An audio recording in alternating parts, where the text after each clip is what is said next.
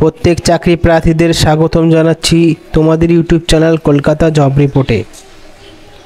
Broadcast engineering কনসালটেন্টের পক্ষ থেকে food ডিপার্টমেন্টে অধিকাংশ শূন্য পদে নিয়োগ করতে চলেছে। এখানে অ্যাডভার্টাইজমেন্ট নাম্বার দেখতে পারবে। কি শূন্য পদ রয়েছে, ডেটা এন্ট্রি অপারেটর রয়েছে, আইটি পার্সন রয়েছে এবং এমটিএস। এই সমস্ত পোস্টের জন্য শিক্ষাগত যোগ্যতা কিভাবে আবেদন করবে সবই জানাবো, ভিডিওটি সম্পূর্ণ দেখতে থাকো। এই চাকরির জন্য প্রয়োজন অনুসারে বাড়তে বা কমতে পারে। কি কমতে পারে? শূন্য পদগুলো কমতে পারে। প্রথমে রয়েছে ডেটা এন্ট্রি অপারেটর। এই পোস্টের জন্য 4টি শূন্য পদ রয়েছে। শিক্ষাগত যোগ্যতা যে কোনো বিষয়ে স্নাতক হতে হবে। খাদ্য বিজ্ঞানে অগ্রাধিকার হতে হবে। কম্পিউটারে ভালো জ্ঞান থাকতে হবে। এমএস এক্সেল, এমএস ওয়ার্ড দক্ষতা থাকতে হবে এবং নিম্নতম টাইপিংয়ের গতি 35টি ওয়ার্ড পয়েন্টে থাকতে হবে। 40 বছরের নিচে আবেদন করতে হবে। বেতন 25,792 টাকা দেওয়া হবে। তারপর রয়েছে আইটি পার্সন। আইটি পার্সনের জন্য একটি মাত্র শূন্যপদ রয়েছে। কি করতে হবে? কম্পিউটার বিজ্ঞানে বিটেক বা বিএসসি করতে হবে। অভিজ্ঞতা 1 থেকে 2 বছরের ভিডিও কনফারেন্সিং, পিসি এবং নেটওয়ার্ক ম্যানেজমেন্টে নিয়ে কাজ করার দক্ষতা থাকতে হবে। 40 বছরের নিচে হতে হবে। 35,000 টাকা বেতন দেওয়া হবে। 3 নম্বর রয়েছে এমটিএস। 4টি শূন্য পদে নিয়োগ করা হবে। স্বীকৃত বোর্ড প্রতিষ্ঠান থেকে ইন্টারমিডিয়েট করতে হবে। 40 বছরের মধ্যে অ্যাপ্লাই করা যাবে। 21,632 টাকা থাকবে বেতন। এবার যেইগুলো গাইডলাইনগুলো দেখুন এখানে কি বলা হয়েছে, যেগুলো আপনাদের সবথেকে প্রয়োজন জানা। চাকরির জন্য নির্ধারিত নিয়ম ও প্রয়োজনীয়তা অনুযায়ী নির্বাচন করা হবে। অর্থাৎ প্রয়োজন হিসাবে কিন্তু অনুযায়ী নির্বাচন করা হবে। তারপর এখানে 2 নম্বরে স্থানীয় প্রার্থীদের এবং যারা ইতিমধ্যে একই অনুরূপ বিভাগে কাজ করছেন তাদের প্রাধান্য দেওয়া হবে। অর্থাৎ এই ডিপার্টমেন্টে যারা কাজ করছেন তারাও কিন্তু অ্যাপ্লাই করতে পারবে।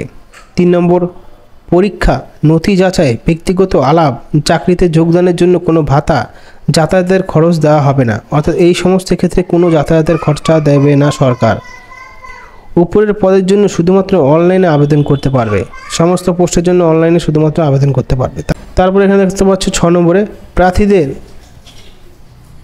তাদের দক্ষতা পরীক্ষা, সাক্ষাৎকার, আলাপের জন্য ইমেল, টেলিফোন জানানো হবে। অর্থাৎ যারা পাস করবে, পাস করার পরে তাদেরকে জানিয়ে দেওয়া হবে ফোন করে, ইমেলের মাধ্যমে বা সাক্ষাৎকারের মাধ্যমে।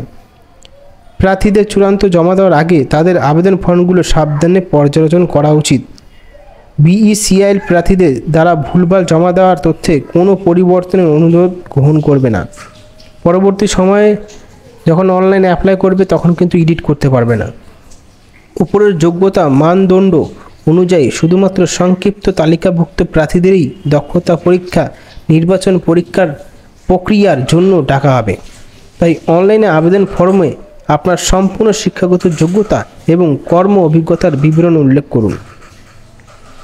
শুধুমাত্র নিবন্ধন ফর্ম পূরণ করা আপনার যোগ্যতা নির্বাচনের নিশ্চিততা দেবে না।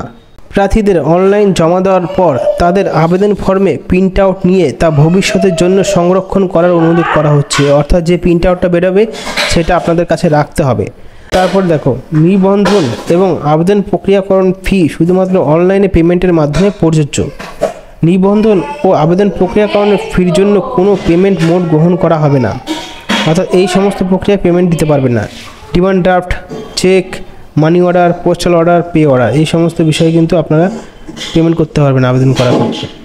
তারপর আমাদের ব্যাঙ্কিংয়ের চেক, পোস্টাল স্ট্যাম্প, এইসব ক্ষেত্রে বিভাগ অনুযায়ী নিবন্ধন আবেদন প্রক্রিয়ার ফর্ম ফি। অর্থাৎ কত টাকা লাগবে আবেদন করার জন্য দেখো, 885 থেকে আবেদন শুরু হবে, 590 টাকাতে শেষ হবে। ওবিসি ক্যান্ডিডেটের জন্য 885 টাকা লাগবে। SC/STদের জন্য 531 টাকা লাগবে। প্রাক্তন সেনাকর্মীদের জন্য 885 টাকা লাগবে। মহিলাদের জন্য 885 টাকা লাগবে। যারা আবেদন করতে চাও আবেদন করতে পারো। এখানে অনলাইনে আবেদন চলবে এই ওয়েবসাইটের মাধ্যমে। এই বিজ্ঞপ্তিটি তোমরা পেয়ে যাবে টেলিগ্রাম চ্যানেলে, সেখান থেকে ডাউনলোড করতে পারবে। ধন্যবাদ।